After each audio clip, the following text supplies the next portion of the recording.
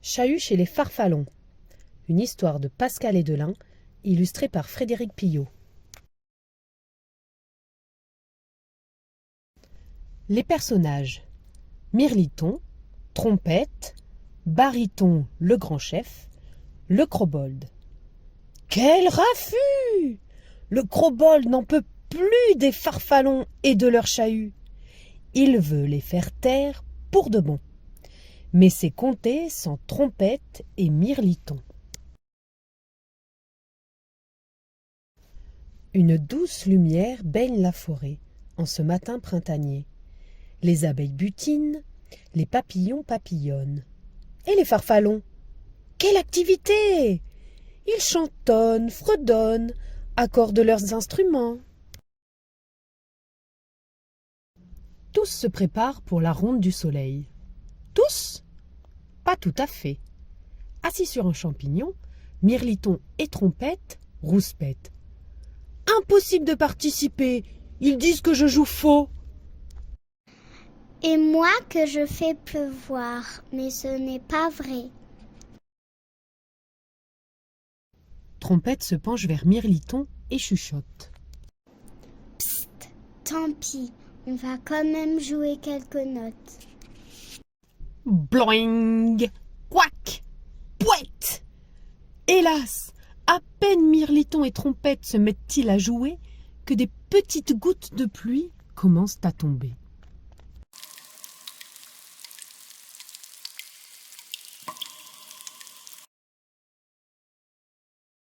Baryton, le grand chef, se fâche tout rouge. « Ah non! Je vous avais prévenu! Pas de pluie pendant les répétitions! Donnez-moi vos instruments! Vous êtes punis !»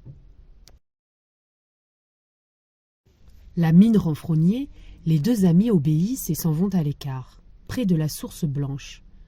Ils restent là, tout le jour, à cueillir des fleurs, poursuivre les sauterelles, tandis qu'au loin résonnent les bruits des préparatifs. Le soir, quelqu'un s'approche dans la brume. Mirliton bondit. « Regarde, Trompette, on vient nous chercher !» Mais ce n'est pas un des leurs qui vient. C'est un Crobold, ventru, poilu, griffu. Tout tremblant, les petits lutins se cachent sous un rocher moussu. Le Crobold marmonne d'un air grognon. « Satanés Farfallons, je m'en vais les faire taire pour de bon. Je n'en peux plus de leur chahut. Moi, je sors la nuit, le jour, il me faut du calme pour dormir. » Et à la grande stupeur de Trompette et Mirliton, le Crobold jette dans la source une poignée de vilaines graines. Puis il disparaît dans la forêt, avec son gros rire mauvais. Les deux Farfallons se précipitent. « Vite! Il faut avertir les nôtres !» Au même instant, les petits lutins entendent la voix de Baryton. « Trompette! Mirliton! Revenez! Il est temps de vous baigner !» Les deux amis courent le long de la rivière. Trop tard.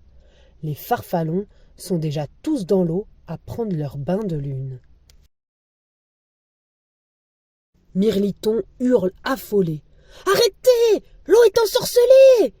Baryton s'étonne. « Que racontes-tu? Cette eau est délicieuse. Quoique, elle a comme un arrière-goût. Hein? Quoi? Quoi?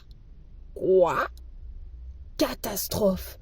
Le grand chef vient de se transformer en crapaud.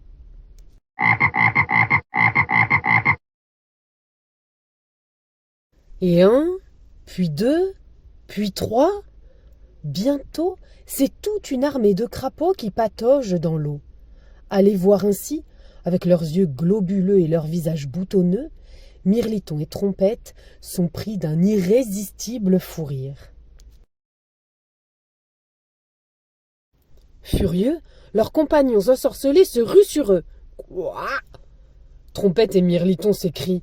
« Attendez, ce n'est pas nous qui vous avons joué un mauvais tour. » Au secours! Les deux petits lutins tentent de s'enfuir. mais il glisse sur les cailloux et s'étale parmi les joncs. Ventru, poilu, griffu, le Krobold réapparaît. Son gros rire mauvais résonne dans toute la forêt. « Ha ha! Fini de me casser les oreilles, petite teigne! Je vous ai crapaudés, tous !» Tous? Pas tout à fait. Le Krobold n'a pas remarqué Trompette et Mirliton cachés dans les joncs. Et il s'en va, à pas lourds, pour sa tournée de nuit. Les crapauds paniqués coassent. « Quoi? Quoi? Quoi ?» Mirliton réfléchit. « On doit faire quelque chose. » Au petit matin, le Krobold, ravi, s'allonge sur son lit de feuilles pourries. Mais au moment de s'endormir, bloing, couac, pouette! Une musique infernale déchire ses oreilles. Et ce n'est pas fini. Quoi, quoi, quoi? Un abominable concert de crapauds se joint à la musique. Pour couronner le tout, il pleut des cordes, ça tambourine de partout. Mirliton, Trompette et compagnie mettent tant de cœur à jouer et chanter que le Krobold ne peut fermer l'œil de la journée. Et sa grotte est inondée. Épuisé, le Krobold finit par supplier. « Pitié! Je n'en peux plus! Cessez !» Trompette et Mirliton sourient. « Seulement quand tu auras désensorcelé nos amis. » Ventru, poilu, griffu, le Krobold a perdu. Il jette dans la source blanche une poignée de jolies baies. Quelques gorgées d'eau et piouf!